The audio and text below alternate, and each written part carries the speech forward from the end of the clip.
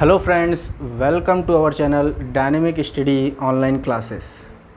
Friends, जैसा कि मैंने आप लोगों को लास्ट वीडियो में आपके कौन कौन से एग्ज़ाम होने वाले हैं और कब कब होंगे, कैसे कैसे होंगे, ये सारी बात बता दी थी। साथ ही साथ चैनल पे क्या पढ़ाया जाएगा, कैसे पढ़ाया जाएगा, वो सारी बात मैंने लास्ट वीडियो इंट्रोडक्शन वाले वीडियो में बता दी थी। तो जो भी स्टूडेंट न्यू है, तो अगर उसे जानना है कि चैनल पे क्या पढ़ाया जाएगा, कैसे पढ़ाया जाएगा, तो उस वीडियो को जाके देख सकता है, इंट्रोडक्शन वाली वीडियो को। ठीक है।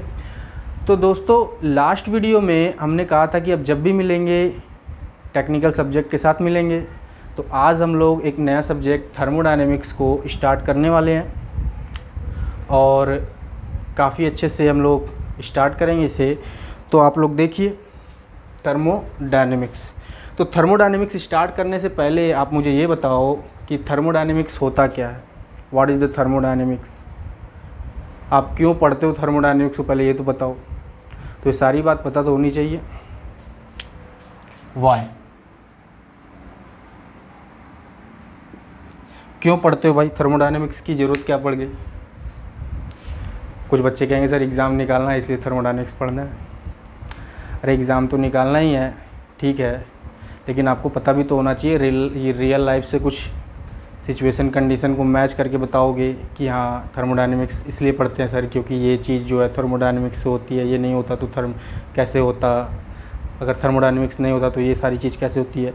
तो आपको कुछ चीज़ें ऐसी पता होनी चाहिए कि थर्मोडायनेमिक्स के वजह से क्या क्या आपको मिला है, क्या क्या नहीं मिला है, वो सारी चीज़ पता होनी चाहिए।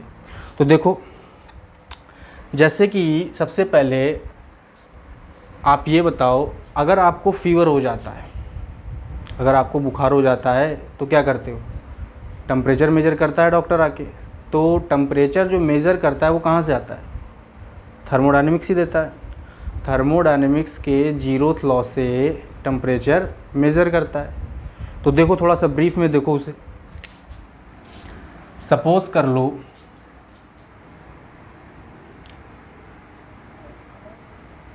एक बॉडी ए ये है, एक बॉडी ए ये है, एक बी है और एक बॉडी सी है। तो थर्मोडायनेमिक्स के जीरोथ लॉ में क्या बताया गया, ध्यान से सुनो। जीरोथ लॉ ये कहता है कि बॉडी ए और बॉडी बी अगर थर्मल इक्विलिब्रियम में है तो इन दोनों का टेम्परेचर क्या होगा, सेम होगा। मान लो इनका टेम्परेचर टी ए है, इसका टेम्परेचर टी बी है और इसका टेम्परेचर टी सी है। A and B both are in thermal equilibrium. It means what, T A equal to T B. Simply thermal equilibrium का मतलब होता है टेम्परेचर दोनों का बराबर है। A and B thermal equilibrium में है, बी और सी थर्मल इक्विलिब्रियम में होंगे तो क्या होगा, T B equal to T C. तो जीरोथ लॉ ये कहता है कि अगर कोई बॉडी ए एक बॉडी बी से थर्मल इक्विलिब्रियम में है और अगर कोई बॉडी सी एक बॉडी बी से थर्मल इक्विलिब्रियम में है तो temperature of A equal to temperature of B होगा। सिंपल सी बात है, देखो यहाँ से ही पता चल रहा है ए बी के बराबर है और बी सी के बराबर है, तो T A equal to T C नहीं होगा। इसी का हम लोग फ़ायदा उठा लेते हैं थर्मोमीटर में।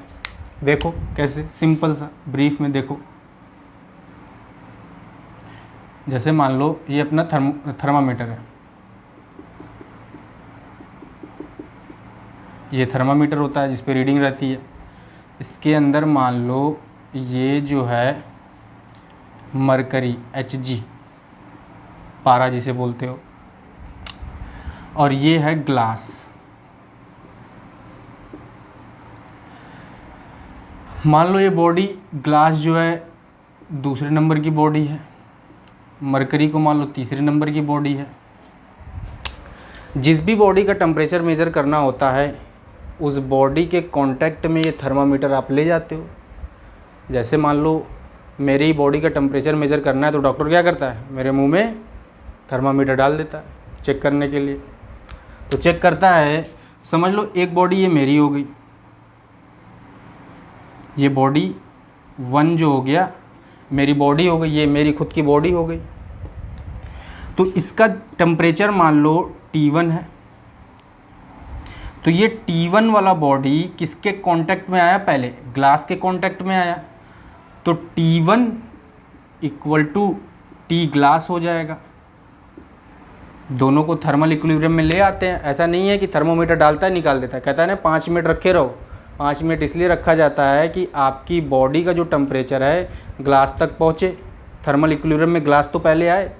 ग्लास एक्चुअली ग्लास नहीं होता है, नीचे एक मेटल की कप टाइप की होती है, तो उसी से जो होता है कांटेक्ट में आता है।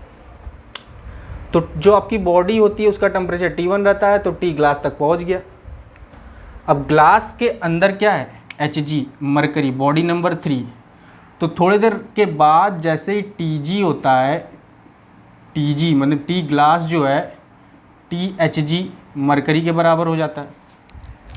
तो जो फाइनल टेम्परेचर T1 था हमारे बॉडी का वो ग्लास तक पहुंचा, फिर ग्लास से वो मरकरी तक पहुंचा।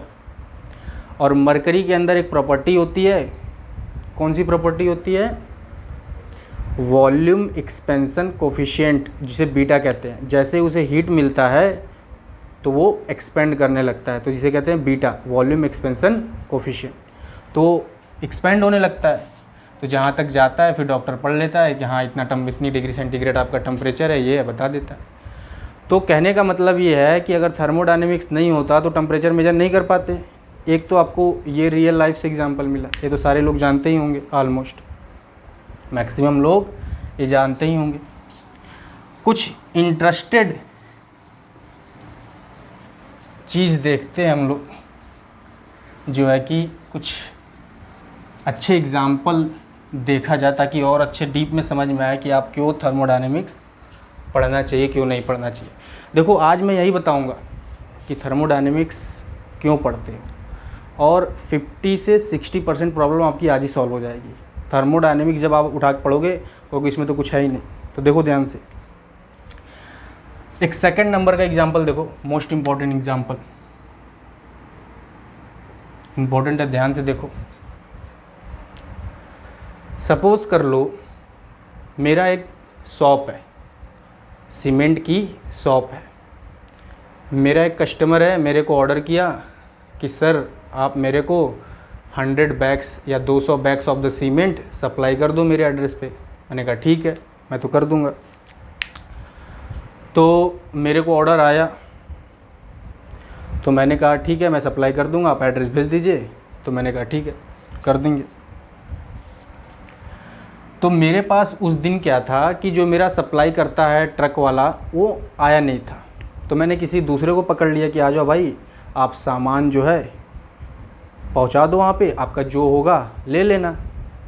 तो उसने कहा ठीक है सर, मैं आपका ऑर्डर तो प्लेस कर दूंगा, लेकिन मेरी एक शर्त है। मैंने कहा क्या शर्त है भाई, अब सामान सप्लाई करने में भी क्या शर्त है। तो उसने कहा 2000 रुपये तो मैं अपना चार्ज लूँगा केवल पहुँचाने का।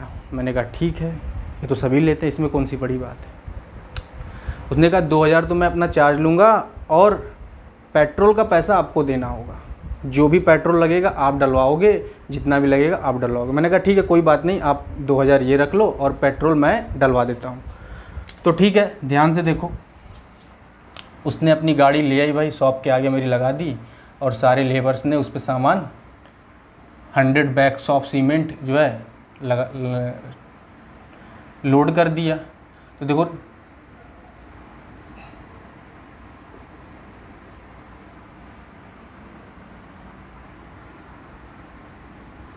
अब देखो ट्रक तो मैं नहीं बना पाऊँगा, आपको इसी से काम चलाना पड़ेगा। तो ध्यान से देखो, इम्पॉर्टेंट एग्जांपल है। इस एग्जांपल के बाद आपको फिर जो है कभी फर्स्ट लॉ देखने की ज़रूरत ही नहीं पड़ेगी।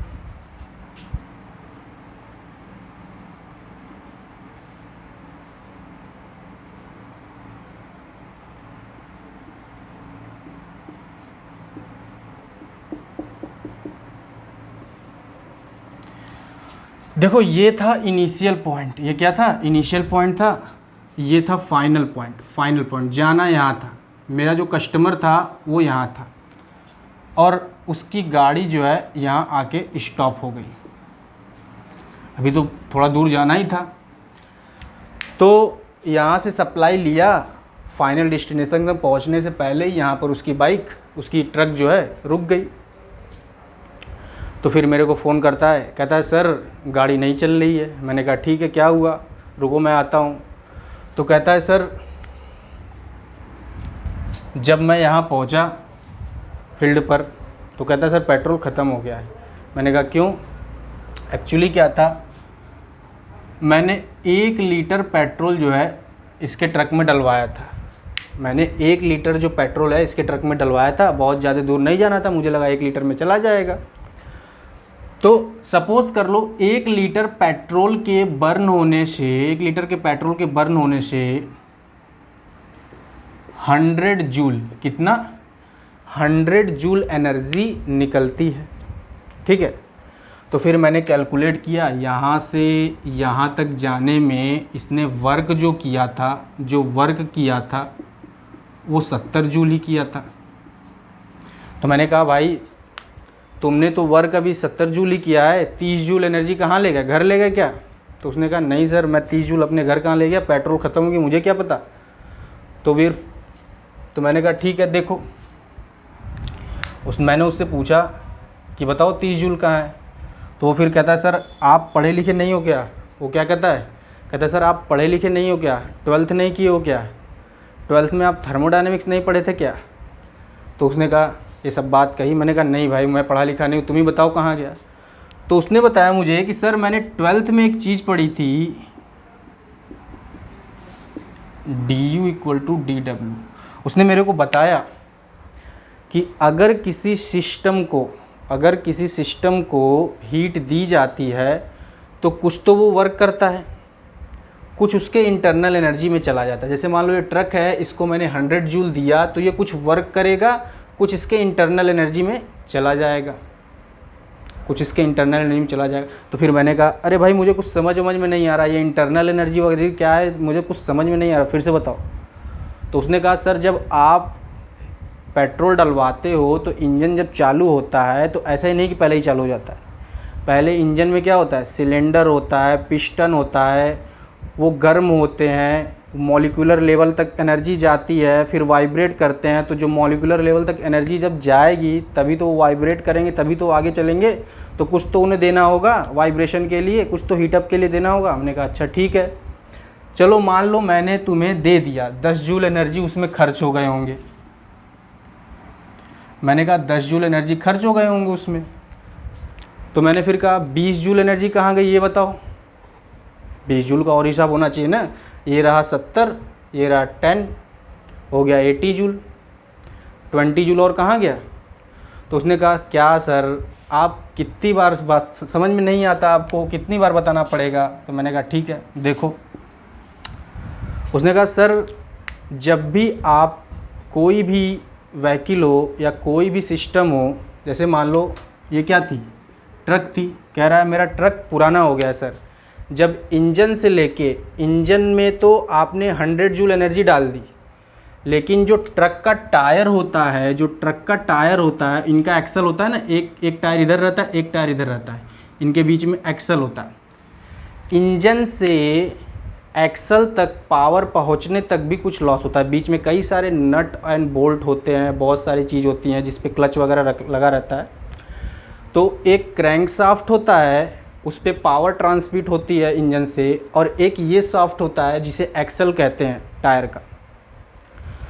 तो इंजन से लेके समझ लो, मान लो इंजन यहाँ पर है, अगर ट्रक का इंजन यहाँ पर है तो यहाँ से यहाँ तक पावर पहुँचने में भी कुछ लॉस होता है।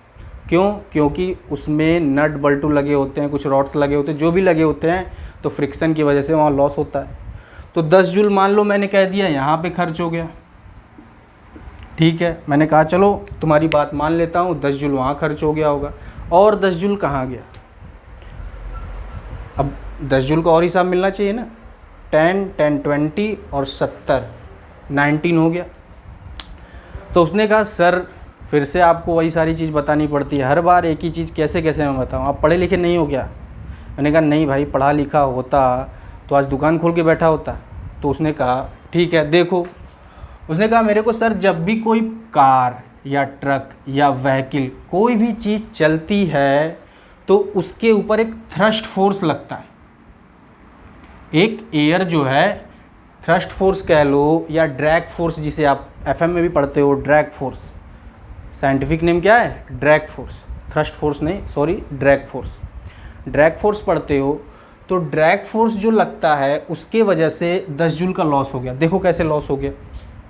जैसे मान लो ये कोई बॉडी है, इस बॉडी को यहाँ से यहाँ तक ले जाना है, तो एयर जो है, जब ये बॉडी यहाँ से यहाँ जाएगी तो एयर भी इस पे फोर्स लगाएगी इधर से।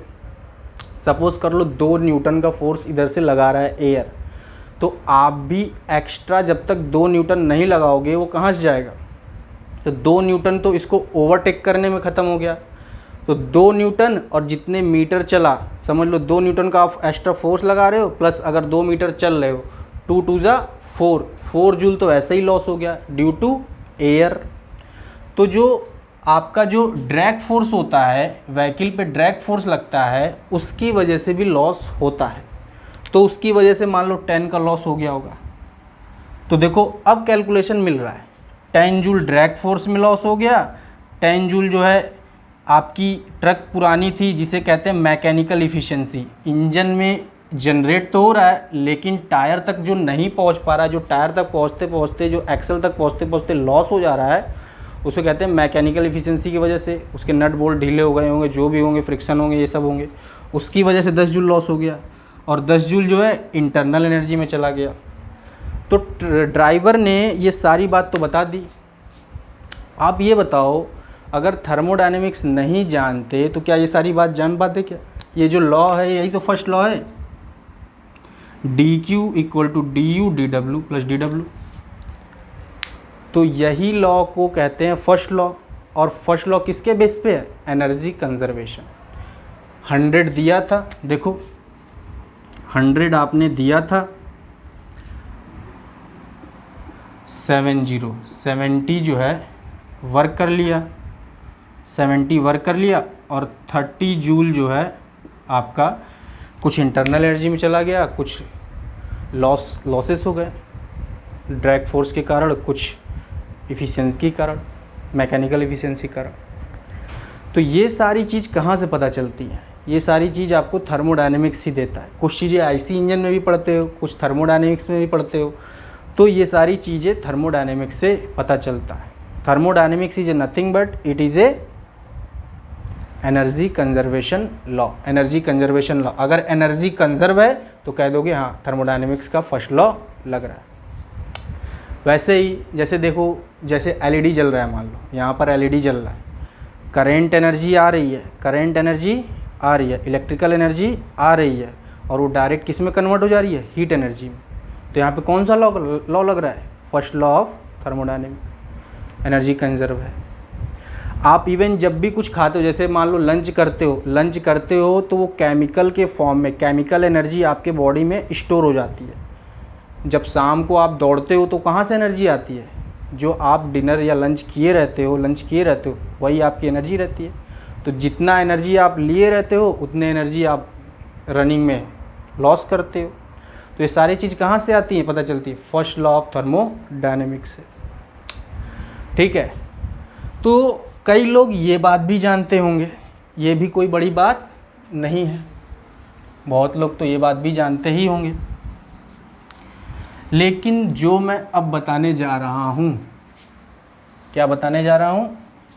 जो अब बताऊँगा उसे ध्यान से सुनना, वो इस वीडियो का समझ लो सबसे इम्पोर्टेंट पोर्शन होगा। ठीक है, क्या बताऊँगा भाई? ऐसा क्या बताया जाएगा? तो आपको जो है, आप लोग 1 मिनट वेट कर लीजिए, बहुत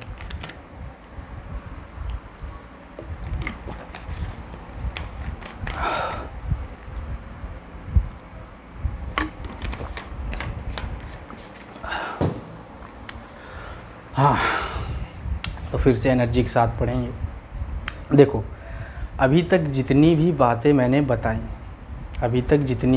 मैंने बताई वो ऑलमोस्ट सारे के सारे लोग जानते ही होंगे, लेकिन अब जो बताने वाला हूँ वो बहुत इम्पोर्टेंट है, ध्यान से सुनना।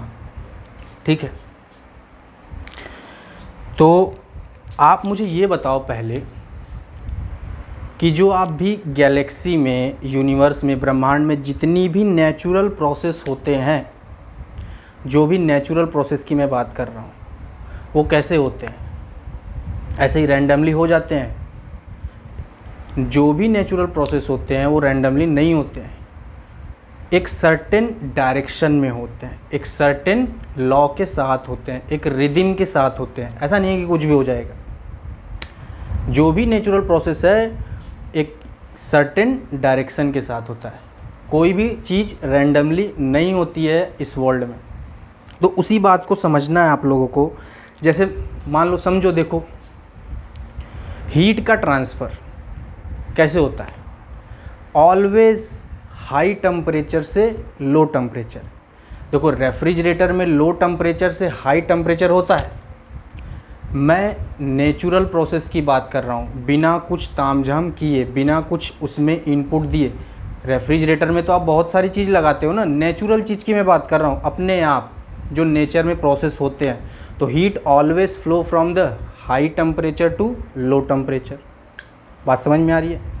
जो भी जैसे मान लो वाटरफॉल होता है या भी कहीं गैस फ्लो होता है, ऑलवेज कहाँ से कहाँ कैसे फ्लो होता है? हाई पोटेंशियल से लो पोटेंशियल, हाई पोटेंशियल से लो पोटेंशियल। कुछ प्रोसेस ऐसे होते हैं जो केवल यूनिडायरेक्शन होते हैं, जैसे मैंने अभी दो बताया। कुछ एक आध एग्जांपल देखो, बहुत इंपॉर्टेंट है। जैसे ध्यान से देखो, बहुत इंपॉर्टेंट है।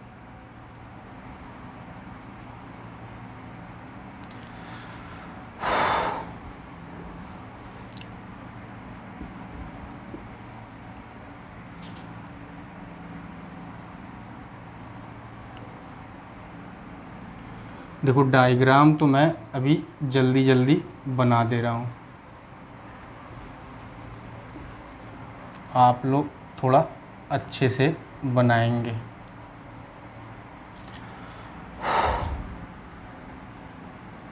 यहाँ मान लो एक सपोर्ट दे दो, यहाँ एक सपोर्ट दे दो, इसमें जो है वाटर भर दो।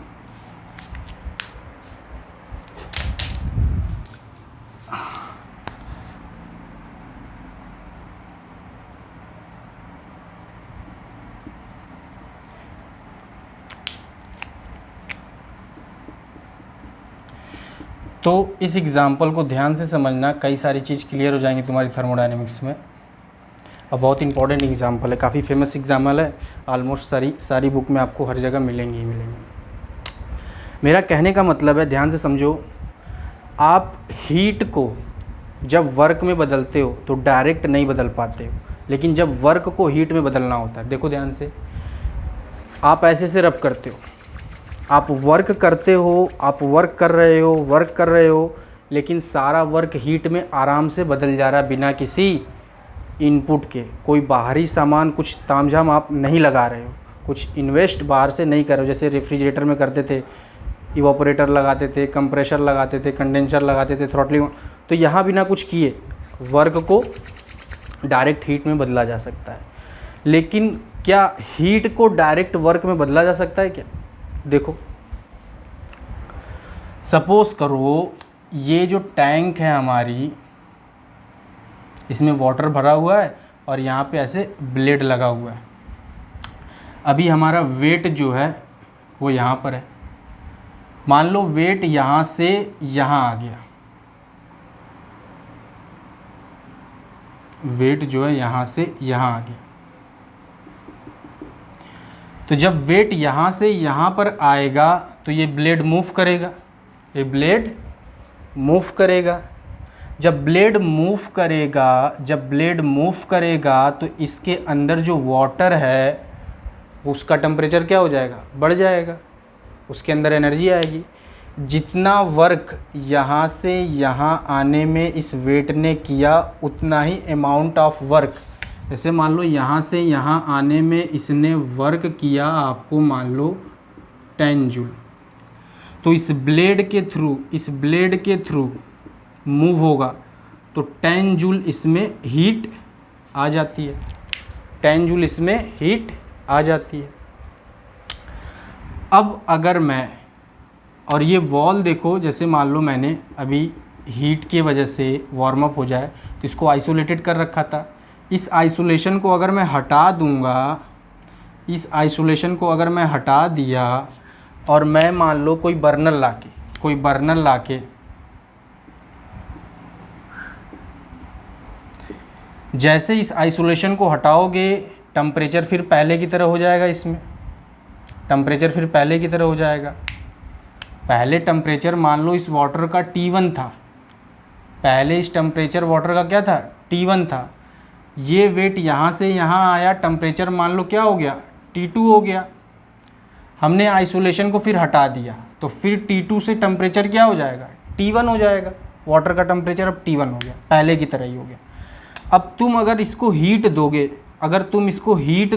हीट दोगे वाटर को, फिर T2 टेम्परेचर कर दोगे, हीट देके फिर T2 टेम्परेचर कर दोगे, तो क्या ये वेट ऊपर चला आएगा, क्या नहीं आएगा। बात समझ में आई कि नहीं? बात आपको समझ में आई? कुछ समझ में आ भी रहा है? देखो इसमें सिंपल सी बात है, कुछ बहुत ज़्यादा समझने की बात नहीं है। वेट ऊपर से नीचे आया तो इसमें हीट आ गया, ठीक है, इसका टेम्परेचर बढ़ गया। ठीक, जब इसका टेम्परेचर बढ़ गया, इसका टेम्परेचर क्या हुआ, बढ़ गया, और हमने इसका टेम्परेचर फिर नॉर्मल कर दिया आइसोलेशन को हटा के। हमने देखा वर्क से हीट मिल गया। अब हम लोग इसे हीट देंगे तो क्या हमें वर्क मिलेगा क्या? तो ऐसा नहीं होता है। आप इसको बॉइलिंग पॉइंट तक भी पहुंचा देंगे तो ये ऐसा नहीं कि वेट ऊपर से नीचे से ऊपर चला जाएगा।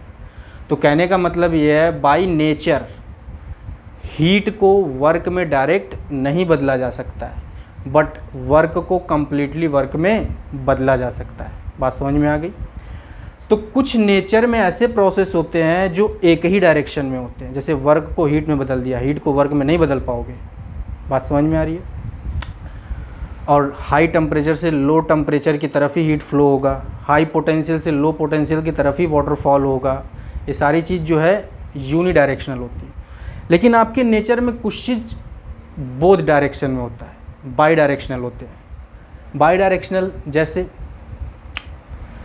जैसे कोई बॉडी, मान लो ये बॉडी है, ये क्या है, मार्कर है, ये इसको हीट देंगे तो इसका टेम्परेचर बढ़ेगा, इसको कोल्ड करेंगे तो ये ठंडा भी हो जाएगा। तो ये हॉट भी हो सकता है, कोल्ड भी हो सकता है। बात समझ में आ रही है? कोई भी देखो पिस्टन सिलेंडर अरेंजमेंट है, जैसा कोई भी गैस है वो एक्सपेंड भी होता है और कंप्रेस भी हो जाता है। तो कहने का मतलब ये है कि कोई प्रोसेस, कई सारे नेचर में प्रोसेस होते हैं, कई सारे नेचर प्रोसेस होते हैं जो कि एक ही डायरेक्शन में होता है, कई सारे प्रोसेस बोथ डायरेक्शन में होता है। अब कई बच्चे ऐसे समझ लेते हैं कि जो भी प्रोसेस बोथ डायरेक्शन में होता है, बाई डायरेक्शन होते हैं, वो रिवर्सिबल प्रोसेस होते हैं। ऐसा बिल्कुल भी नहीं है। बात समझने की कोशिश करो। जो भी नेचुरल प्रोसेस बोथ डायरेक्शन में होता है, जैसे कोई गैस एक्सपेंड भी होता है, कंप्रेस भी होता है, तो इसका मतलब नहीं गैस का एक्सपेंड होना और कंप्रेस होना रिवर्सिबल प्रोसेस है। बिल्कुल गलत है। रिवर्सिबल प्रोसेस होने के लिए आपके पास जो रिवर्सिबिलिटी की जो क्राइटेरिया है उसको फुलफ़िल करना चाहिए। जब बोथ डायरेक्शन एक्सपेंशन से कंप्रेशन और कंप्रेशन से एक्सपेंशन होता है तो सराउंडिंग में एक ट्रेशिंग हो जाती है, सराउंडिंग में कुछ न कुछ चेंज हो जाते हैं, इसलिए उसे रिवर्सिबल प्रोसेस नहीं बोला जाता है। जब मैं डिटेल में पढ़ाऊंगा थर्मोडायनेमिक्स तो आपको बताऊंगा कि रिवर्सिबल प्रोसेस क्या होता है, कैसे होता है। अभी के लिए बस इतना जानो कि रिवर्सिबल प्रोसेस वही होता है कि स्टार्टिंग पॉइंट से फाइनल पॉइंट तक जाए और फाइनल पॉइंट से उसी पाथ से स्टार्टिंग पॉइंट पर आ जाए और सिस्टम में और सराउंडिंग में कोई भी चेंज नहीं हो, उस प्रोसेस को कहते हैं रिवर्सिबल प्रोसेस। बात समझ में आई? बाकी बातें मैं जब डिटेल में पढ़ाऊंगा तो सारी बात बताऊंगा। तो ये तो कुछ बातें थी कि नेचर में जो प्रोसेस होते हैं, कोई यूनी डायरेक्शनल होता है, कोई बाई डायरेक्शनल होता है। इतनी बात समझ में आ गई? तो दोस्तों इस वीडियो में मैंने अभी तक जितना भी चीज़ बताया वो काफ़ी इम्पोर्टेंट थी, सारी बातें इम्पोर्टेंट ही थी, आप लोगों को समझ में आया होगा। लेकिन जो मैं अब बताने जा रहा हूँ उसको भी ध्यान से देखिए। थर्मोडायनेमिक्स का जो हर्ट है, जिसे कहते हैं हर्ट, सेकंड लॉ ऑफ थर्मोडायनेमिक्स, उसके बारे में मैं कुछ बातें करूँगा 2-4 मिनट, ज़्यादा आपका टाइम वेस्ट नहीं करूँगा, तो उसको भी ध्यान से देखिए। सेकंड लॉ, अब सेकंड लॉ से कुछ चीज़ें मैं आपको रिलेट करके बता रहा हूँ जो कि बहुत बहुत ही इम्पॉर्टेंट है। अगर आपने ये एग्ज़ाम्पल देख लिया तो समझ लो आपने 50 से 60% थर्मोडायनेमिक्स इस लेक्चर में सीख लिया। जीरोथ लॉ सिखा दिया, फर्स्ट लॉ भी सिखा दिया, अब सेकंड लॉ भी देख लो एक एग्जांपल से कि सारी की सारी प्रॉब्लम आज ही ख़त्म हो जाए थर्मोडायनेमिक्स की। ठीक है, देखो ध्यान से।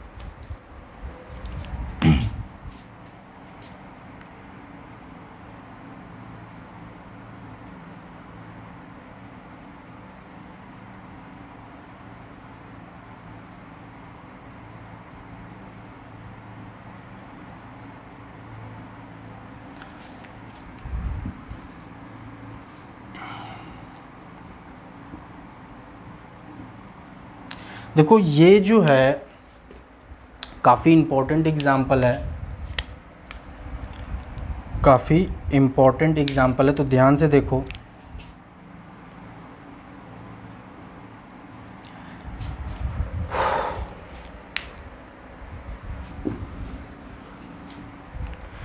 सपोज़ कर लो ये जो कप है एक कॉफ़ी का, एक कप ऑफ कॉफ़ी है, क्या है, कप ऑफ हॉट कॉफ़ी।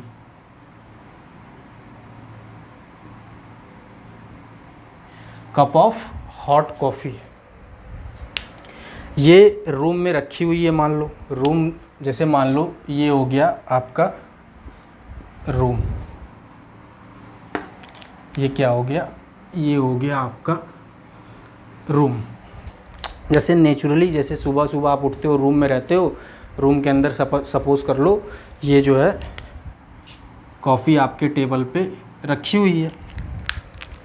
ध्यान से देखना, इम्पोर्टेंट कॉफ़ी ये एग्ज़ाम्पल काफ़ी इम्पोर्टेंट है।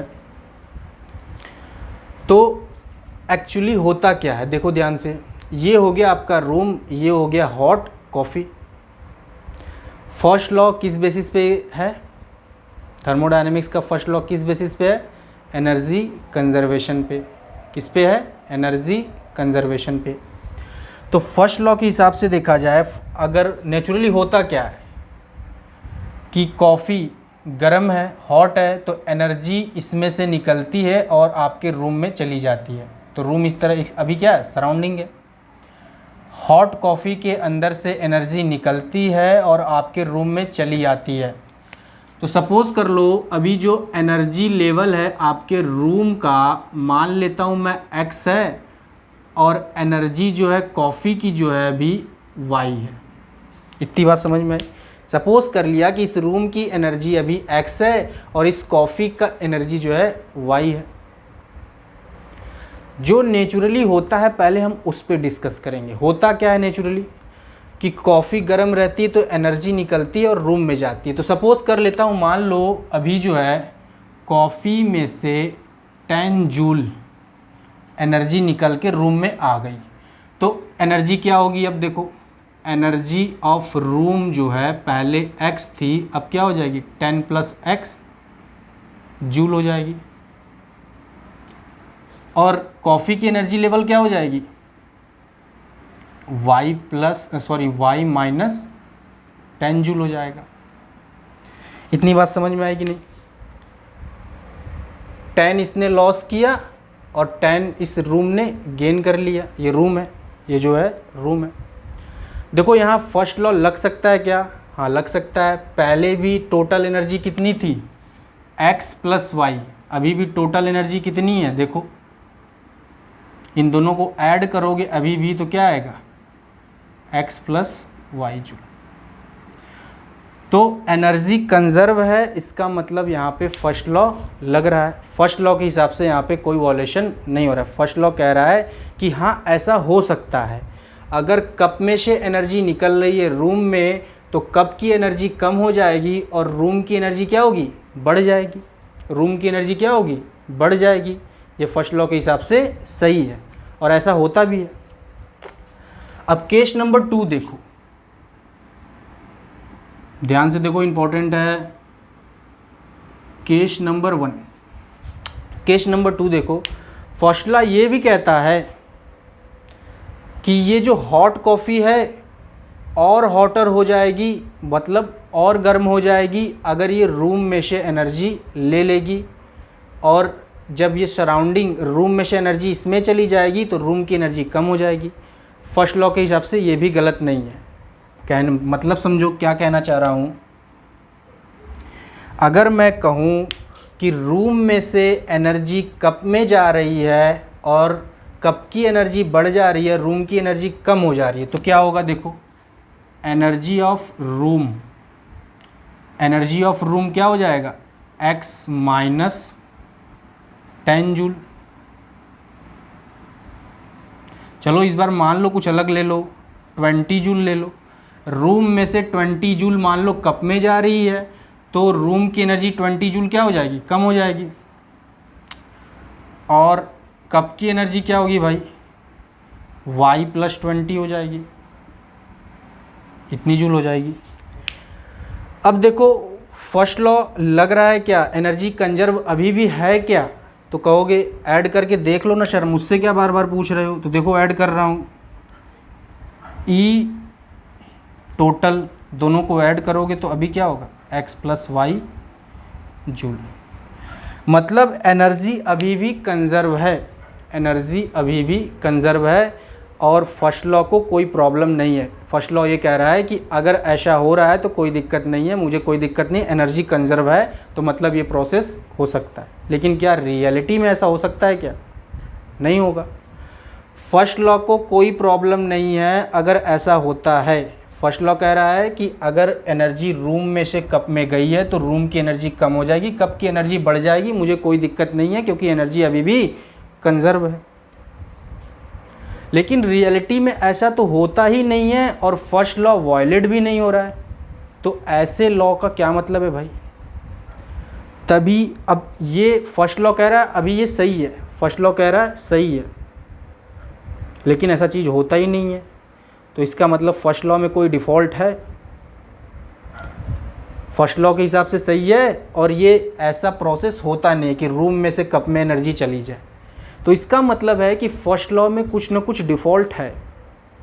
क्या डिफ़ॉल्ट है? फर्स्ट लॉ केवल और केवल क्वांटिटी पे बेस्ड है। एनर्जी कंजर्व है तो ठीक है, डायरेक्शन से उसे कोई मतलब नहीं है। बात समझ में आ रही है? डायरेक्शन से उसे कोई मतलब नहीं है। क्यों नहीं है? देखो डायरेक्शन कहाँ बता पा रहा है सही। हाँ, कह रहा है कि एनर्जी कंजर्व है तो ये प्रोसेस हो जाएगा। तो फर्स्ट लॉ केवल क्वांटिटी बताता है, क्वालिटी नहीं बताता, डायरेक्शन नहीं बताता। बात समझ में आ रही है? तो कौन बताएगा भाई डायरेक्शन? डायरेक्शन जो है आप लोग को कौन बताएगा?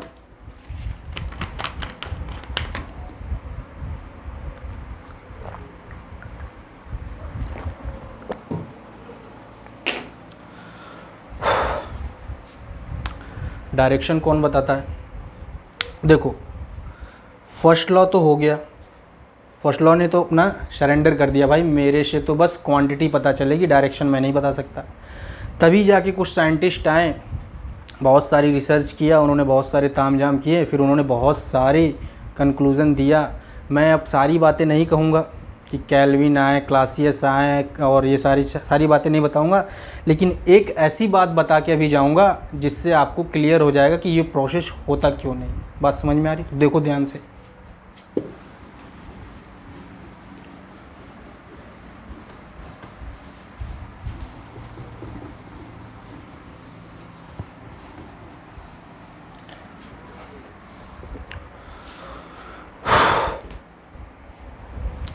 हाँ, तो देखो बहुत सारे साइंटिस्ट जो भी थे अपना लॉ दिए, ये दिए, फिर एक सेकंड लॉ का ही एक principle of entropy of change of universe है, उसको ध्यान से देखो।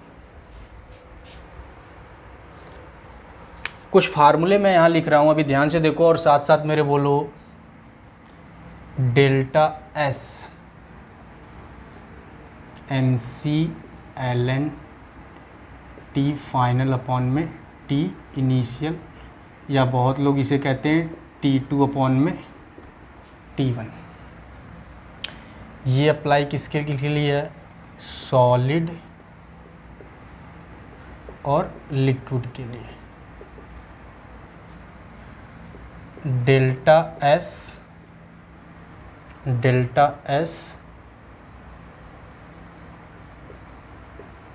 CVLN T2 अपॉन में T1 plus RLN V2 upon में V1। एक और फार्मूला होता है, आप लोग घबराइए मत, आप लोग को फार्मूला नहीं याद करना है अभी, बस थोड़ी सी हेल्प हो जाएगी आप लोगों को, इसलिए मैं लिख रहा हूँ। T2 अपॉन में T1 minus RLN P2 upon में P1। ये फार्मूले हो गया। एक फार्मूला और लिख लो, dQ/T। और एक मोस्ट इम्पॉर्टेंट फार्मूला ये भी लिख लो, ds universe equal to ds system plus ds surrounding.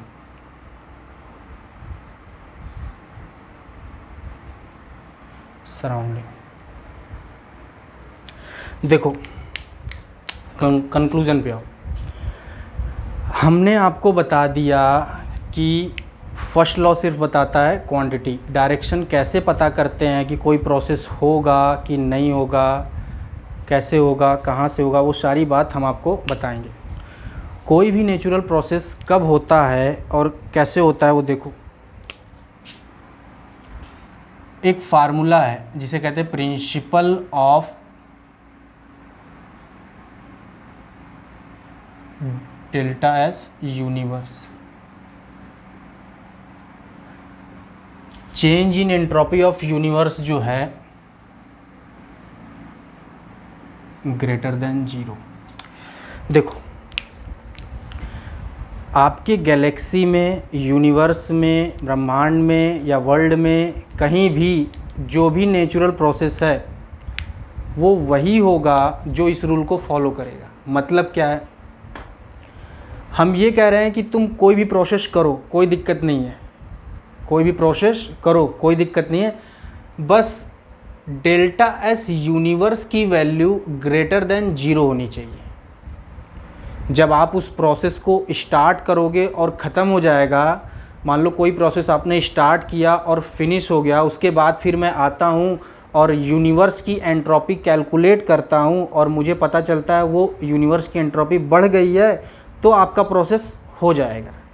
और एंट्रोपी अगर उतनी ही रह गई या कम हो गई तो आपका प्रोसेस नहीं होगा। कहने का मतलब समझ रहे हो? कोई भी प्रोसेस पॉसिबल तभी होता है जब एंट्रोपी चेंज ऑफ यूनिवर्स की वैल्यू या तो उतनी ही रहती है या तो बढ़ती है। तो देखो इधर, अब आपको ये पता करना है, आप सोच रहे होगे कि इसकी वैल्यू कैसे आएगी। ध्यान से देखो, डेल्टा एस यूनिवर्स की वैल्यू आती है डेल्टा एस सिस्टम और surrounding. Delta S change of entropy of system, change of entropy of universe, ये दोनों वैल्यू निकालते हैं और रखते हैं, देखते हैं। अगर उसकी वैल्यू 0 से बड़ी आएगी तो इसका मतलब वो प्रोसेस हो जाएगा। अगर 0 से ज़्यादा नहीं आती है, मतलब 0 से ज़्यादा का मतलब क्या, जैसे मान लो कोई भी प्रोसेस है, जैसे मान लो ये गैस यहाँ पर है, कोई पिस्टन यहाँ पर है, यहाँ से यहाँ एक्सपेंड होता है और कंप्रेस होता है। तो अभी एक्सपेंड नहीं हुआ, अभी इनिशियल पॉइंट पर है। अभी मैंने कैलकुलेट कर लिया कि यूनिवर्स की एंट्रोपी 10 है।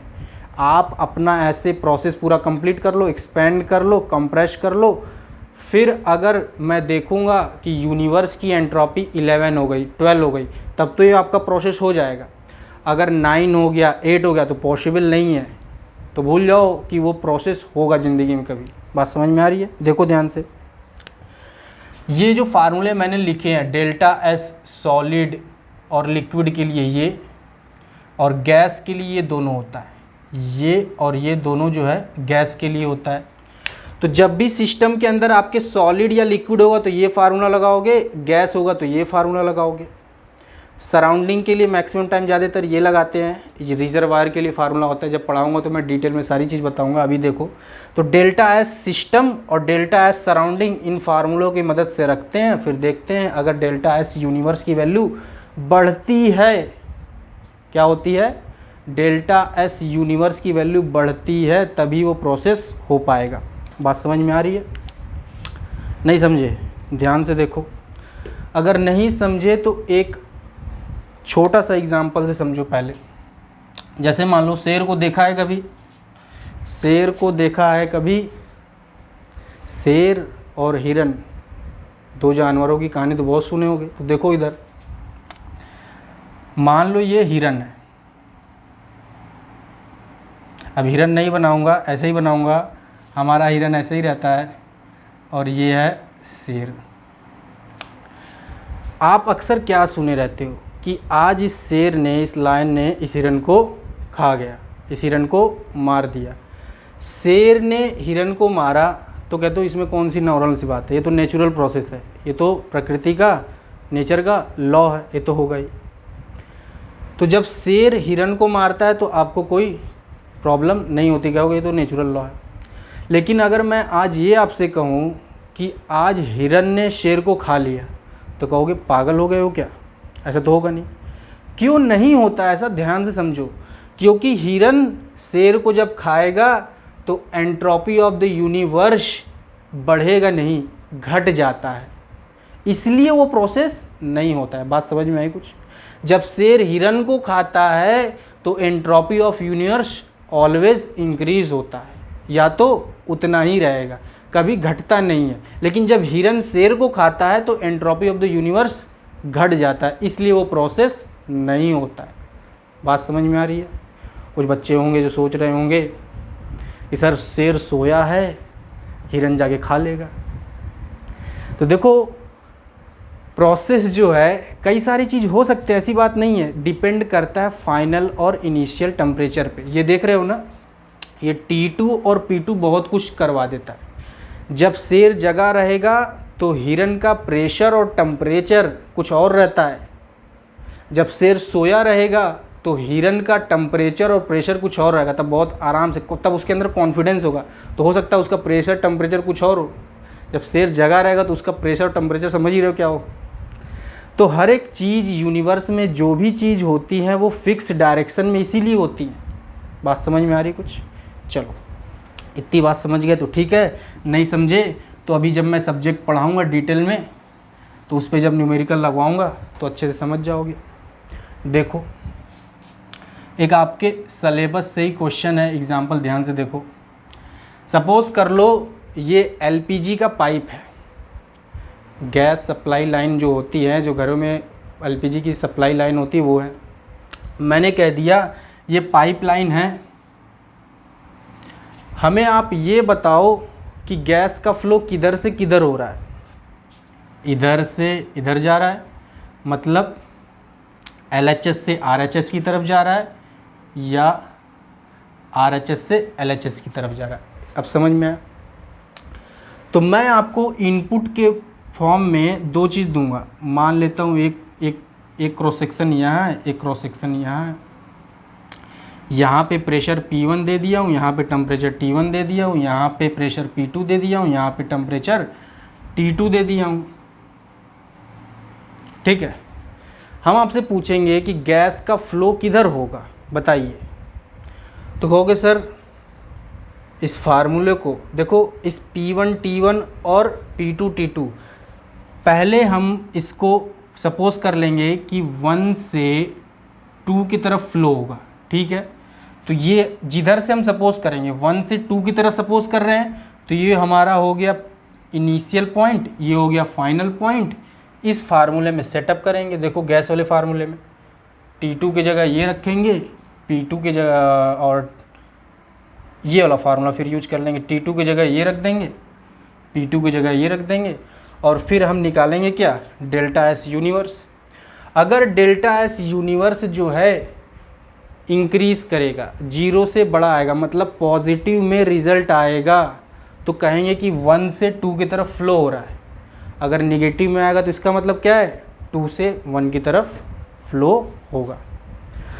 तो फ्रेंड्स, इस वीडियो में हमने आपको थर्मोडायनेमिक्स का पूरी की पूरी बेसिक नॉलेज जो है वो सारा दे दिया है, और अभी डिटेल में सारी चीज़ पढ़ाई जाएगी, ऐसी बात नहीं है। ये तो मैं बताया क्यों पढ़ते हो। देखो, हर एक चीज़ का मोटिव होता है। आपने कभी देखा है, मैंगो की ट्री देखी है? मैंगो के ट्री पे जब मैंगो रहता है तो कैसे होता है, पहले वो छोटा होता है, ग्रीन कलर का होता है, फिर बड़ा होता है, फिर बड़ा होता है, फिर येलो हो जाता है, फिर नीचे गिर जाता है। कभी ऐसा देखा है क्या, ग्रीन छोटा रहता है, ग्रीन हुआ, फिर बड़ा हुआ, फिर येलो हुआ, येलो होने के बाद वो गिरता नहीं है, फिर छोटा होता है, फिर छोटा होता है, फिर ग्रीन हो जाता है, फिर अंदर चला जाता है। तो नेचर में जितनी भी नेचुरल फिनोमिना है, जितनी भी प्रोसेस है, वो एक सर्टेन डायरेक्शन में होता है, सर्टेन लॉ के साथ होता है। ऐसा नहीं है कि रैंडमली कुछ भी हो जाएगा। बात समझ में आ गई? तो वो सारी चीज़ कौन डील करता है, सेकंड लॉ। सेकंड लॉ, इसके बेसिस पे आप बता सकते हो वो प्रोसेस होगा कि नहीं होगा, और होगा तो किस डायरेक्शन में होगा। तो बात समझ में आ गई? तो दोस्तों, आज इस वीडियो में हम लोग इतना ही पढ़ते हैं, और नेक्स्ट वीडियो में हम लोग डिटेल में सारी चीज़ पढ़ेंगे, ठीक है? और स्टूडेंट से कुछ और भी मुझे कहना है कि जब भी आप पढ़ते हो तो पेन और पेपर लेके बैठा करो, ताकि पेन और पेपर लेके बैठे को जो भी इम्पोर्टेंट थ्योरी मैं बताता हूँ, जो भी इम्पोर्टेंट न्यूमेरिकल जैसे बताया या फिर फार्मूला ही बताया, तो उसे नोट डाउन कर लिया करो। अब ऐसा नहीं है कि एक बार मेरा वीडियो देखोगे आप लोग, या किसी का भी वीडियो, किसी भी टीचर का वीडियो देखोगे आप, फिर उसे रिवाइज़ करोगे, फिर जाओगे। ऐसा कुछ नहीं करना है। कैसे पढ़ना है, पेन और पेपर लेके बैठिए, वीडियो को पूरा शुरू से अंत तक देखिए, फिर डायरेक्ट आप जाइए अपने क्वेश्चन बैंक के पास, डायरेक्ट क्वेश्चन बैंक उठाइए, प्रीवियस ईयर का ईएससी का क्वेश्चन लीजिए, या जो भी एसएससी का प्रीवियस ईयर लीजिए, जो भी जिस चीज़ की भी आप तैयारी कर रहे हैं, एसएससी का कर रहे हैं, एसएससी का ईएस का कर रहे हैं, ईएस का जिसका भी कर रहे हैं, ईएससी का उठाए क्वेश्चन बैंक, अपना लगाना शुरू कर दिया। ऐसा नहीं है कि बार बार हिस्ट्री नहीं पढ़ना है। ये जो लेक्चर है, थ्योरी लेक्चर, लाइफ टाइम पढ़ते रह जाओगे, कुछ नहीं होगा। क्वेश्चन जब तक नहीं करोगे कुछ नहीं होने वाला लाइफ में। तो आप वीडियो को देखिए, डायरेक्ट जाके क्वेश्चन सॉल्व कीजिए। अगर आपको क्वेश्चन करने में प्रॉब्लम होती है, एक दो बार और ट्राई कीजिए, फिर नहीं आता है तो कंसर्न टीचर से कमेंट में या फिर उनके टेलीग्राम चैनल पे उनसे जाके बात कीजिए और अपनी प्रॉब्लम को सॉल्व कीजिए। ठीक है दोस्तों, तो आज इस वीडियो में इतना ही। नेक्स्ट टाइम मिलते हैं डिटेल में थर्मोडायनेमिक्स के साथ। Okay, thank you.